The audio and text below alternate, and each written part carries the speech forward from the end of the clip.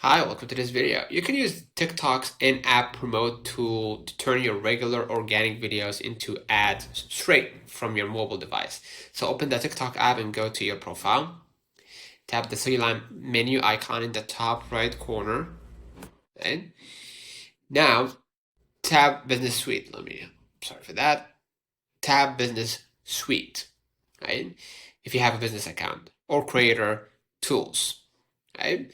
Inside, you're going to be able to tap promote. Alternatively, you can go directly to any of your public videos, right?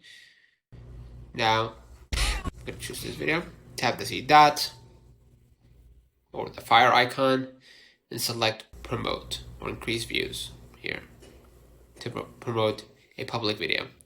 So consider liking this video, subscribing, it really helps with the channel. Till next time, see ya.